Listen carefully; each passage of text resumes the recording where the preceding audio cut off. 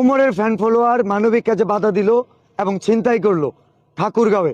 And এটা রাজশাহী, এখানে সবাই বিশেষ করে আসছিলাম চিকিৎসার খরচের জন্য, টাকা সংগ্রহের জন্য, ভাইরাল সাইমনের জন্য। অ্যান্ড সাইমনের বাবা আছে, উমরের প্রসঙ্গটা আসছিল কিনা, বাধাটা কি উমরের ফ্যান ফলোয়ার দিছে কিনা? এন্ড যার চিন্তাই হয়েছে, কি চিন্তাই হয়েছে বলেন ভাই। আমার হচ্ছে হলো, আমার কাছে একটা ব্যাগ ছিল আমার গাড়িতে।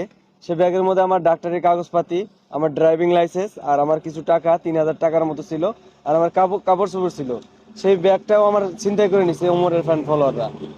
আমি বলি ঠাকুরগাঁওয়ে 3,000 টাকা আমি দিয়ে দিতে পারবো, কিন্তু ড্রাইভিং লাইসেন্স আর কি কি ছিল আমার কাগজ, এই জিনিসগুলো উমরের ঠাকুরগাঁওয়ে এক একটা সাবস্ক্রাইবার না, এক একটা হচ্ছে ভাই, এই ছিনতাইকারী ভাইগুলোর কাছ থেকে এই জিনিসটা ওমর ফেরত এনে দিবে, অথবা তার এই ছিনতাইকারী ভাই ব্রাদারের মাধ্যমেই পাঠাবে আগামী 24 ঘন্টার মধ্যে।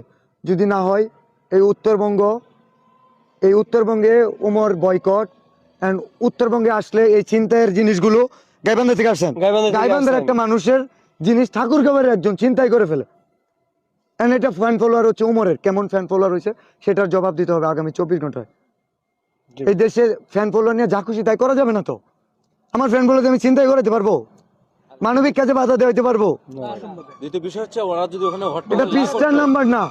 অ্যান্ড ওদের হট্টগোলের কারণে অনেক কালেকশন মাইজ গেছে। এই ক্ষতি সাইমনের করছে, একটা ছোট্ট বাচ্চার যে ক্ষতি করতে পারে সে তো বাচ্চা, ওটা বাচ্চা বলবো না, বলবে চর্চ বিলালে ভাষা ভালো না। ভাই কি বলবো, ওটা মানুষ, তোরে লাখ লাখ মানুষ ফলো করে ভাই, তোর অনেক সাবস্ক্রাইবার, তুই মানুষের হেল্প কর।